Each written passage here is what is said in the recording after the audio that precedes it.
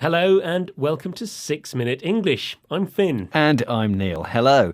Today we're talking about Shakespeare. Oh yes, to be or not to be, that is the question. Whether 'tis nobler in the mind... Okay, thank you. Thank you very much, Finn. But what does that famous Shakespeare line actually mean, Finn? Yeah, well, it's quite hard to explain, actually.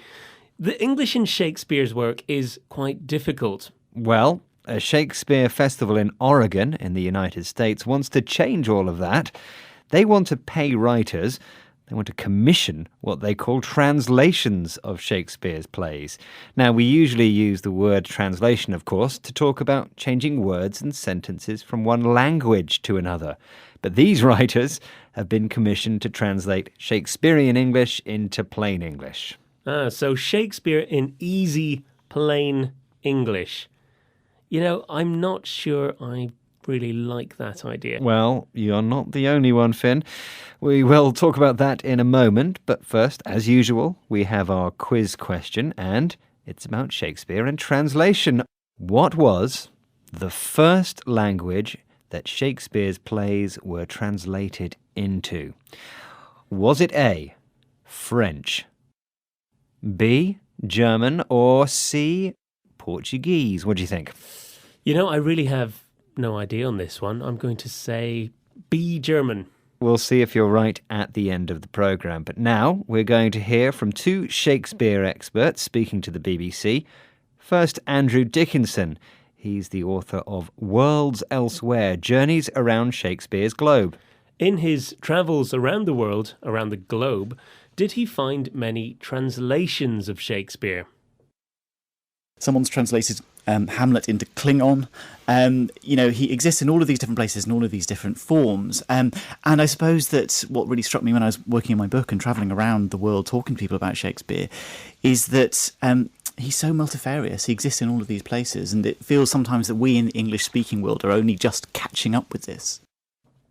Shakespeare expert Andrew Dickinson, who has travelled the world for his new book and knows about many translations, even one from out of this world. Yes, he says someone has even translated Hamlet into Klingon. Now, that's the language spoken by aliens in Star Trek, which is, of course, a science fiction TV series. It's not a real language. Oh, let's get back to the real world, Neil.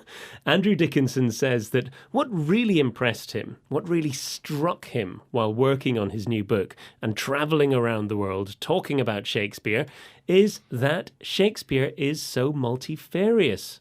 Multifarious, that's quite a difficult word. Yes, it is. Well, in plain English, it means that there are many different types.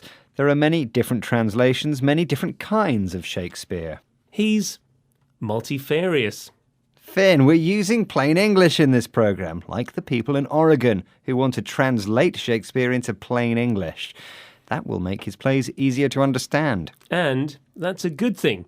But there has also been strong criticism about this from academics who study Shakespeare, as well as from people on social media, on Facebook and Twitter. They think it's a bad idea. Our next Shakespeare expert is Greg Doran.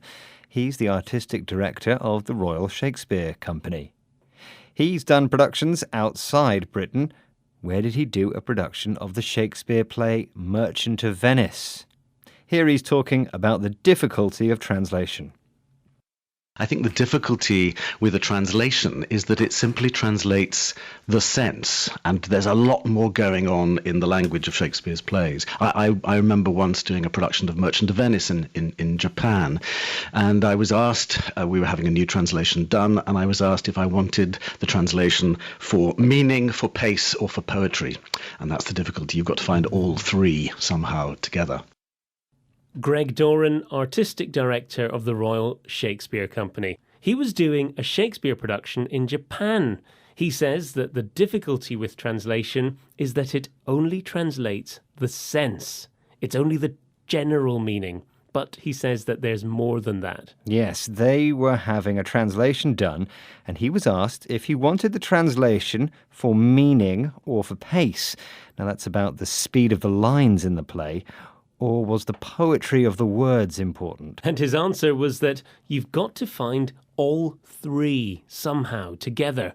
It's not just one thing. He says that there's a lot going on, there's a lot happening in the language of Shakespeare's plays. And so a simple translation of the words into plain English isn't really Shakespeare.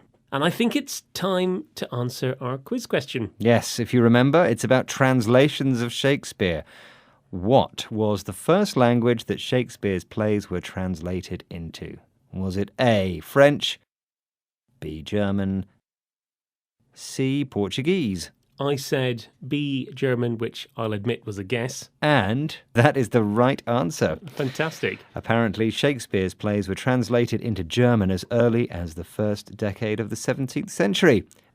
And that's all for now. Please do join us again for 6 Minute English. To be or not to be. Yes, okay, thanks, Finn. Thank you. Goodbye. Bye. 6 Minute English from the BBC.